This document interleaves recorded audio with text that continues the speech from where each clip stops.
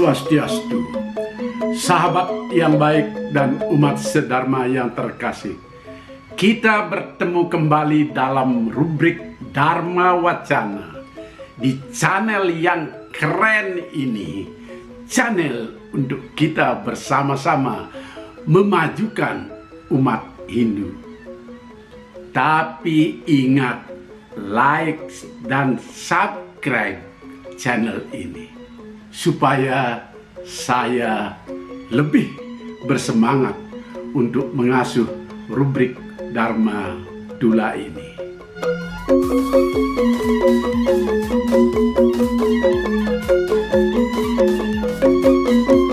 Oke, seperti namanya Dharma Dula, saya akan menjawab pertanyaan-pertanyaan yang masuk.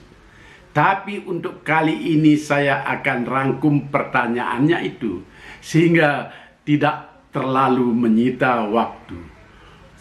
Perlu saya ingatkan sekali lagi, pendapat saya ini sifatnya pribadi, bukan mengatasnamakan lembaga atau juga mengatasnamakan perguruan. Jadi terbuka kemungkinan kita berbeda pendapat. Saya tidak ingin memonopoli kebenaran. Biarlah kebenaran itu datang dari segala arah, termasuk dari tempat yang tidak kita sukai. Ano badrah katapo yantu wisvata.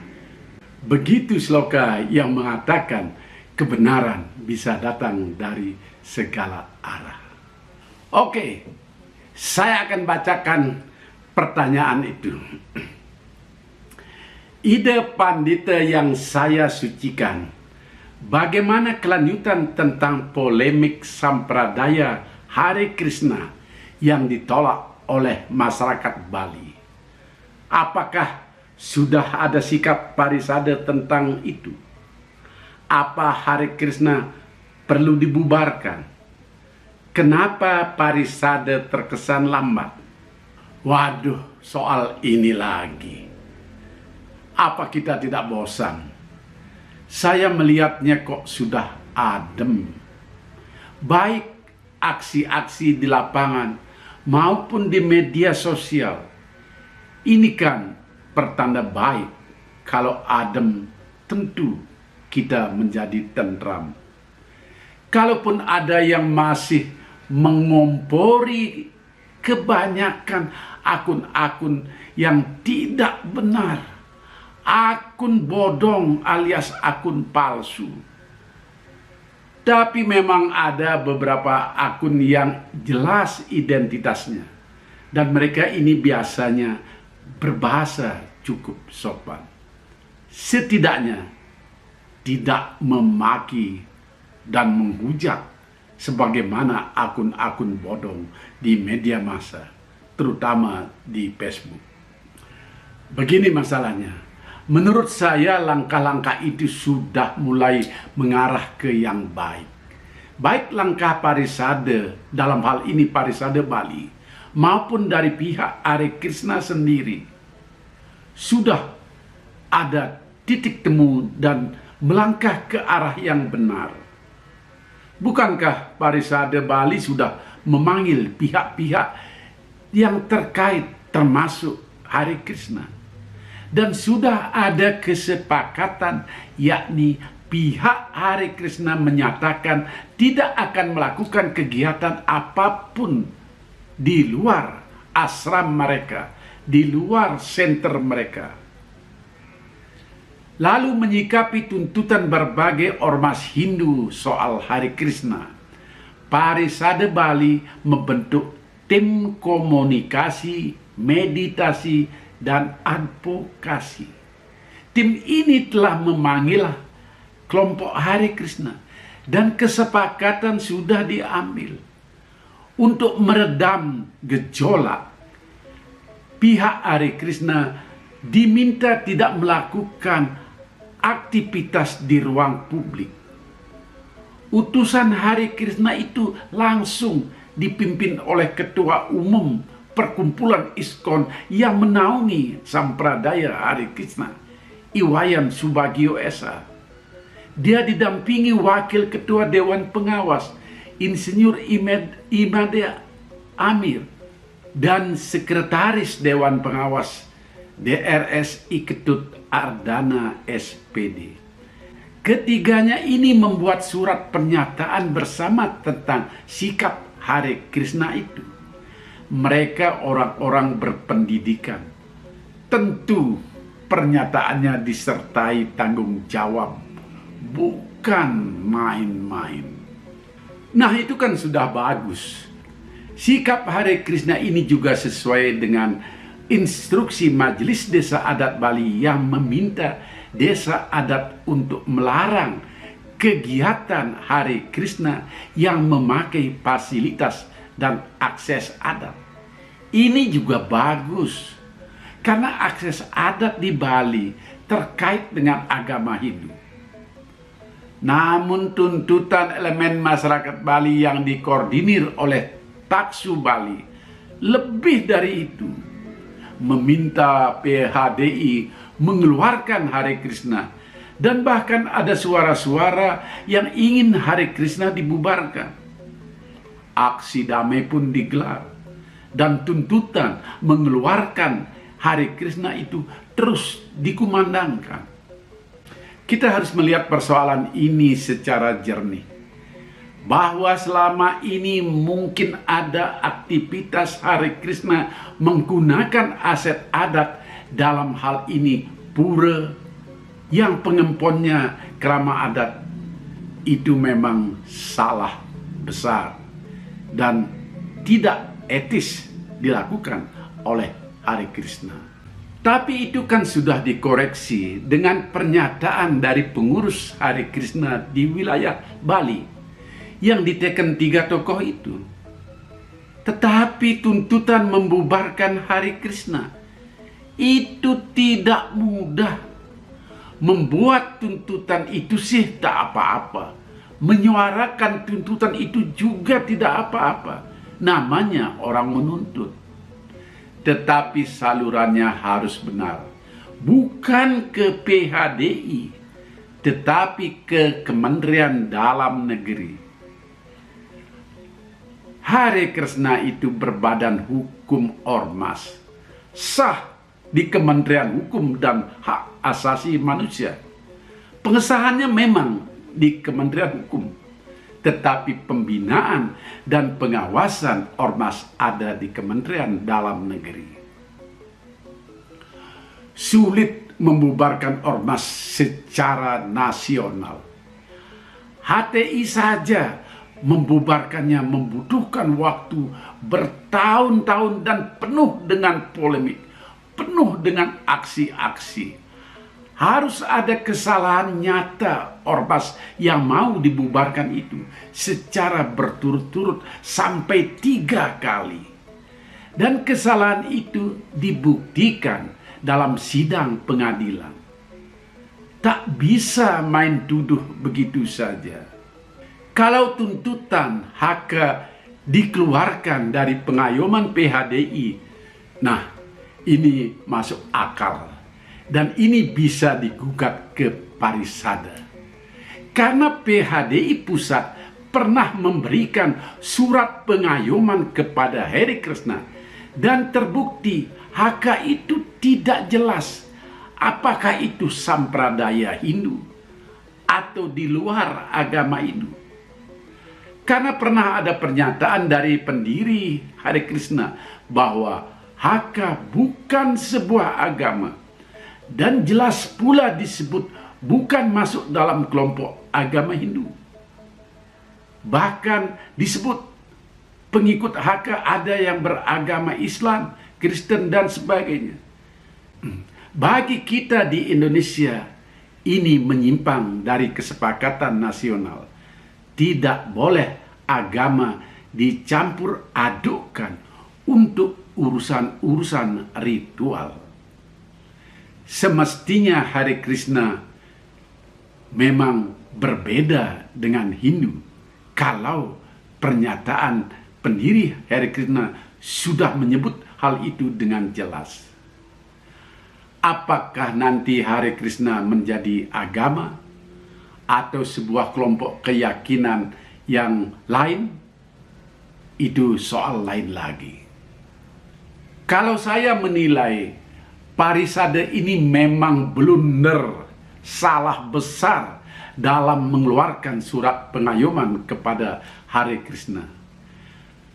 Parisade Hindu Dharma Indonesia Pusat tak harus membuat surat pengayoman lagi untuk lembaga kehinduan. Seharusnya setiap lembaga, ormas, yayasan, atau apapun bentuknya, sepanjang mereka bergerak di koridor agama Hindu dan diikuti oleh umat Hindu, otomatis mendapat pengayoman. Ini tersurat dalam anggaran dasar Parisada Hindu Dharma Indonesia. Coba buka anggaran dasar Parisada Hindu Dharma Indonesia. Coba baca pasal 41 anggaran dasar PHDI itu. Ayat 1 menyebutkan PHDI berkewajiban mengayomi setiap sampradaya yang berbentuk organisasi, forum, lembaga, badan hukum, dan yayasan yang bernapaskan Hindu yang mendaftar ke PHDI. Jadi wajib diayomi, dan itu sifatnya otomatis. Tentu setelah sampradaya atau organisasi itu mendaftar ke Parisada, minimal ada surat pemberitahuan.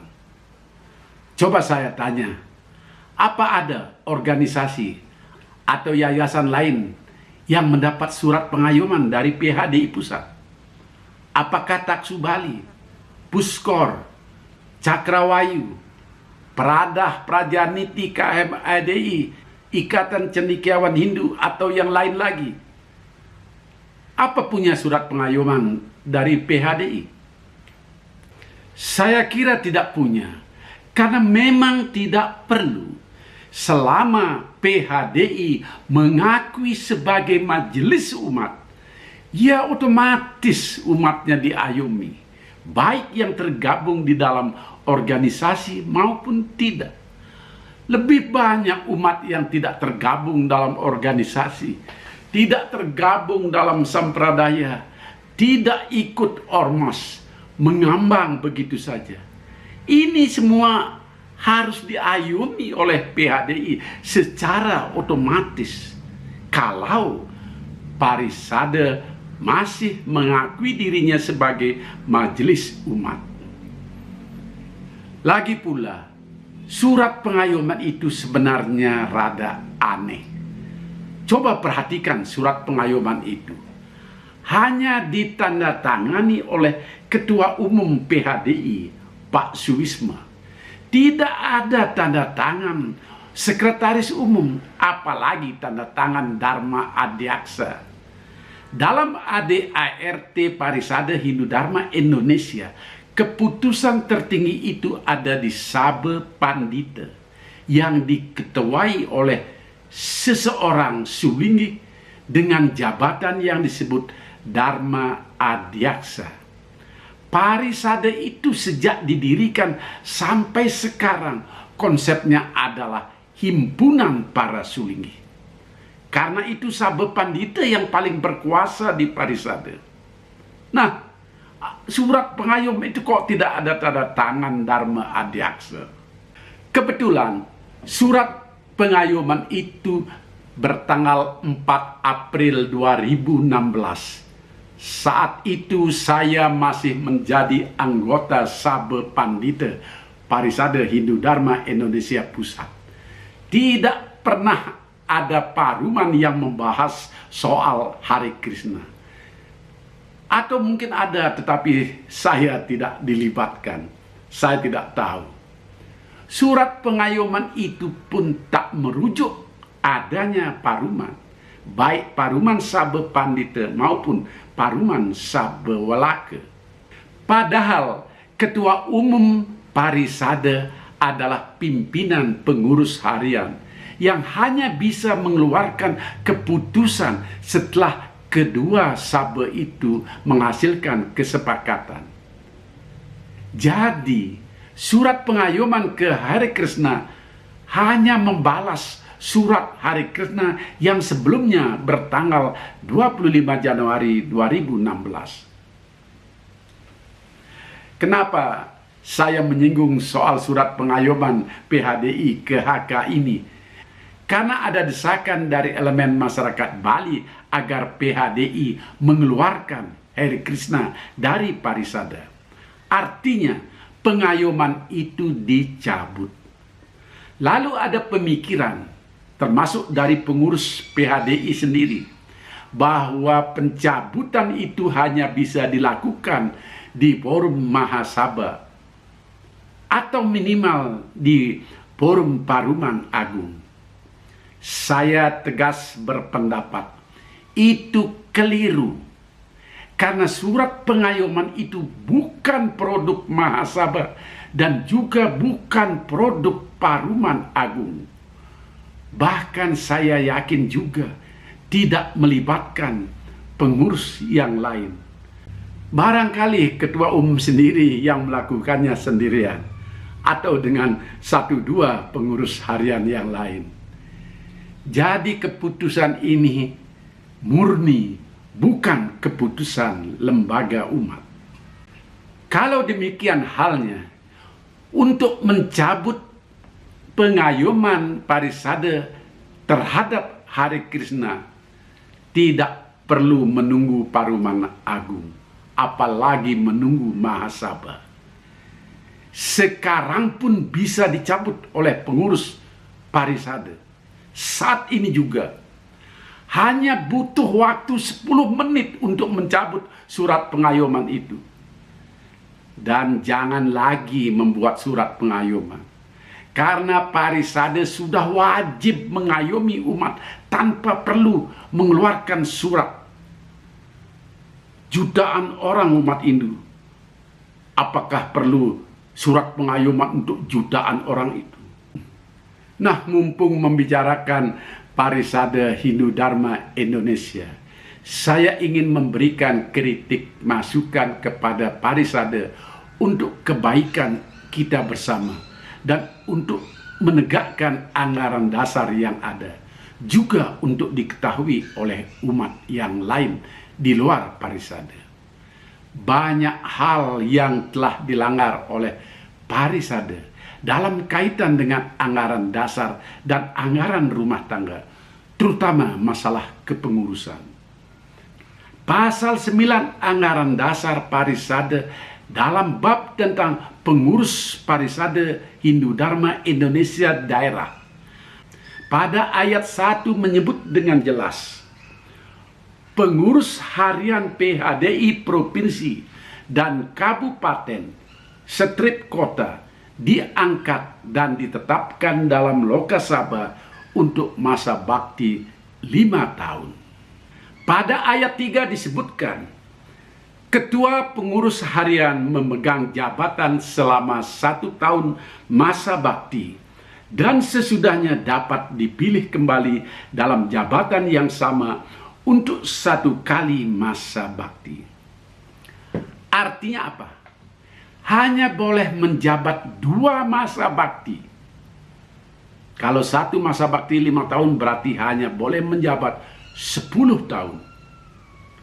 Nah, sekarang Profesor Dr. Sudiana memasuki jabatan yang ketiga masa baktinya.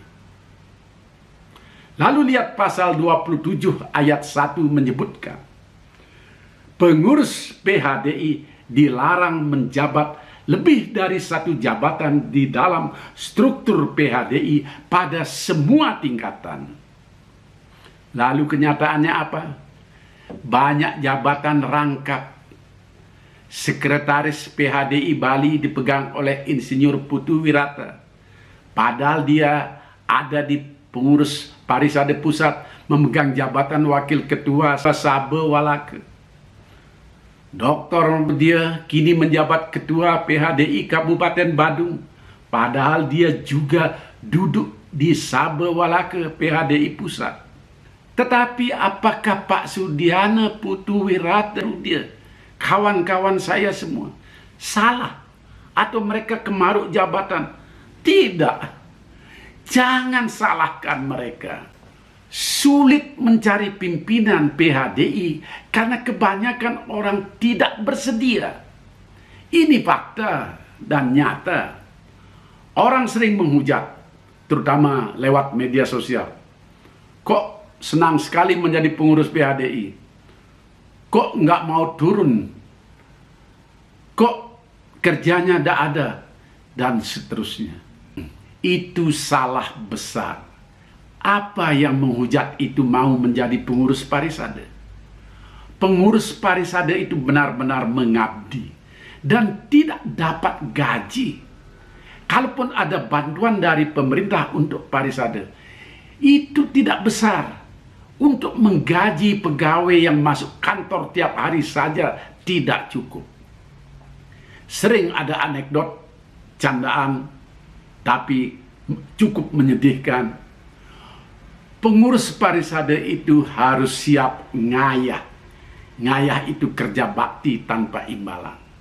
Lalu siap layah. Layah itu lapar karena tidak ada dana untuk konsumsi jika ada rapat-rapat. Apalagi tidak dapat gaji. Yang terakhir, mayah. Mayah itu artinya membayar sendiri. Rapat beli konsumsi sendiri. Pergi menghadiri undangan beli bensin sendiri. Ngayah, layah, mayah. Sudah jadi hal yang umum. Candaan, tapi sungguh menyedihkan. Coba kita tarik ke belakang. Sebelum Pak Sudiana menjadi ketua PHDI Bali, Imade Arte memegang jabatan itu sampai 2 periode. Dan uniknya Made Arte terpilih hanya gara-gara dia kebetulan saat itu menjadi ketua Mahagodra Paseksana Saptersi. Dia tidak berani menolak karena lokosabenya di Pura Besaki dihadiri beberapa sulingih warga Pasek. Jadi PHDI Bali itu untung dapat Profesor Sudiana yang terus mau memimpin Parisade. Mungkin juga Profesor Ngurah menolak, tapi ewuh pakewuh. Begitu pula Putuwirata. Siapa yang mau bersibuk-sibuk mengurusi berbagai surat-surat, berbagai administrasi, sementara tidak ada nafkah sama sekali yang bisa diberikan kepadanya. Termasuk juga Maderu, dia begitu. Lebih banyak orang-orang ini karena mengabdi, semangat mengabdinya tinggi. Kalau di tingkat provinsi saja begini, apalagi di tingkat kabupaten dan kecamatan. Yang memimpin Parisade itu orangnya itu saja. Bahkan di kecamatan saya puluhan tahun pimpinan Parisade tak pernah diganti. Ya, itu kenyataannya. Mari kita perbaiki bersama-sama. Ini yang harus menjadi perhatian para pengeritik Parisade. Jangan asal nuduh ini itu, tetapi lihatlah bagaimana pengabdian mereka yang sama sekali tanpa imbalan. Kita hanya bisa kuar-kuar. Situasi ini harus kita perbaiki. Mari kita pikirkan bersama. Karena tahun depan Mahasabha PHDI sudah akan dilangsungkan. Siapkan dari sekarang kalau memang ada kader yang mau dan mampu membawa Hindu lebih baik ke depan. Siapkan gagasan-gagasan bagaimana Parisade bisa hidup dengan tidak mengemis minta sumbangan ke pemerintah yang juga tidak banyak artinya. Kembali kepada sikap PHDI terhadap Hare Krishna yang sering disebut sangat lamban. Menurut saya, PHDI sepatutnya sudah harus memenuhi desakan elemen umat Hindu di Bali agar surat pengayoman kepada Hare Krishna itu dicabut secepatnya. Karena pengayoman itu bukan produk lembaga, jadi tidak perlu menunggu Paruman atau Mahasabha. Cukup rapat pengurus harian. Nah, setelah pengayoman itu dicabut, apakah Haka ada di dalam koridor Hindu atau di luar koridor agama Hindu? Itu tergantung Haka sendiri. Bagaimana garis yang ditentukan oleh pendirinya. Haka itu dinaungi lewat organisasi ISKCON bertaraf internasional. Didirikan di Amerika dan kantor pusatnya konon sudah pindah ke India. Sudah bisa diterima di India. Tadinya tidak bisa diterima. Tidak bisa Hare Krishna di Bali mengaku Hindu, tetapi Hare Krishna di luar Bali tidak mengakui Hindu. Itu permainan saja. Organisasi sebesar Haka tentu satu. Sekarang bagaimana kaitan dengan adat Bali yang menjadi dasar dari heboh sekarang ini? Kita harus berpikir jernih dan jangan emosional kedaerahan. Jika adat itu terkait dengan agama Hindu, siapapun yang menggunakannya harus dilarang, termasuk Hare Krishna, siapapun. Dan keputusan Majelis Desa Adat sudah benar, melarang Haka menggunakan fasilitas milik desa adat. Tidak boleh menggunakan pura, termasuk di Nista Mandala. Karena pura itu punya Tri Mandala dalam satu kesatuan. Utama Mandala, Madhya Mandala, dan Nista Mandala. Bahwa orang-orang Hare Krishna menggunakan kain Bali, yaitu adalah adat yang berkaitan dengan tradisi. Kita tidak bisa melarangnya. Penduduk Bali yang beragama Kristen, Katolik, Buddha, bahkan Islam biasa juga mengenakan kain Bali. Kan tidak apa-apa. Bahkan orang Bali baju kebayanya juga datang dari budaya adat Jawa. Di kampung saya baju kebaya itu sering disebut dengan baju potongan Jawa. Karena memang asal muasalnya dari budaya dan adat orang Jawa.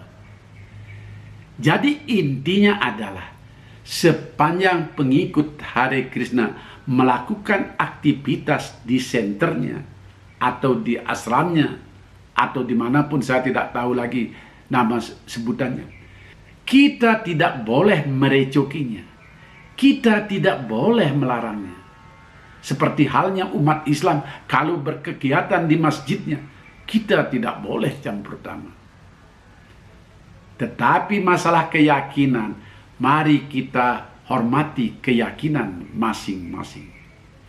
Tidak bisa hanya karena berbeda keyakinan, lantas orangnya diusir. Kalau itu terjadi, jutaan orang Bali di luar Bali bisa diusir karena berbeda keyakinan dengan kelompok masyarakat tertentu yang mayoritas di daerah itu. Tetapi kalau keyakinan kita, keyakinan Hindu kita dicela oleh umat lain, apalagi dicela di depan umum, lewat publikasi, lewat media massa, kita harus lawan. Tidak peduli apakah itu Haka atau bukan. Saya kira keadaan yang sudah mulai baik ini jangan lagi dikompori. Tetapi yang penting adalah ketegasan Parisade memang perlu kita tuntut terus menerus. Parisade harus bersikap terhadap Hare Krishna. Dan selama Parisade belum bersikap, bolehlah kita mengajukan gugatan, tetapi tetap dengan menjaga ketenangan, tetap di jalan Dharma, tetap dengan santi, dengan damai.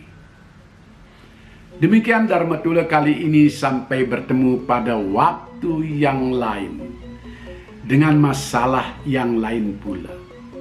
Ayo, ajukan pertanyaan lewat kolom di konten ini, atau bisa lewat media sosial yang saya miliki, baik di Facebook, Instagram, maupun Twitter. Mari kita diskusikan masalah-masalah kita dengan tenang di channel yang keren ini. Rahayu, Om Santi Santi Santi Om.